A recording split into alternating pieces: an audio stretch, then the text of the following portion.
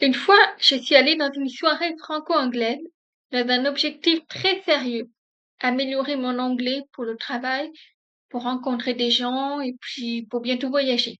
Donc, je m'assois à une table avec plusieurs personnes et parmi le groupe, il y a une Française très extravertie qui est en train de draguer un Chinois. Mais alors, vraiment draguer, de manière très démonstrative.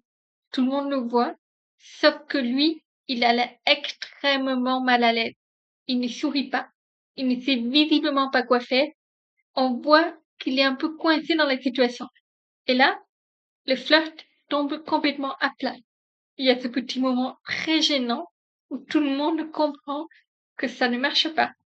La Française a l'air un peu exposée devant tout le monde et le Chinois a l'air encore plus mal à l'aise.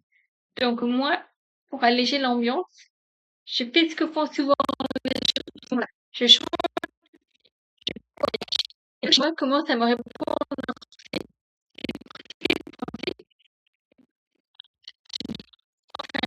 linguistique normale.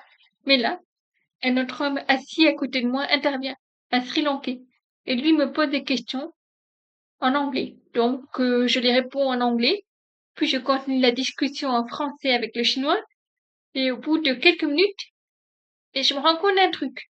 Le Sri Lankais commence à poser exactement les mêmes questions que le Chinois. Et surtout, il n'arrête pas de me couper la parole.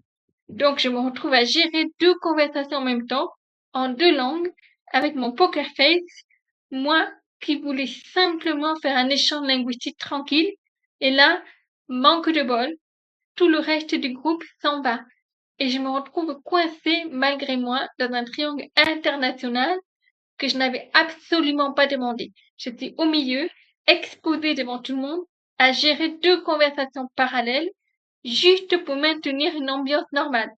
Et là, une autre Française arrive et elle détourne complètement l'attention du Sri Lankais. Elle commence à le draguer, mais alors très directement. Elle lui demande son Instagram. Et là, le Sri Lankais me regarde avec un petit air narquois, comme s'il venait de gagner un concours international de virilité. À ce moment-là, le Chinois se lève, il s'en va, et moi je vois les deux commencer à flirter tous les deux. Donc moi, je les laisse tranquilles, et l'échange linguistique prend fin, alors que moi, j'étais simplement venue améliorer mon anglais.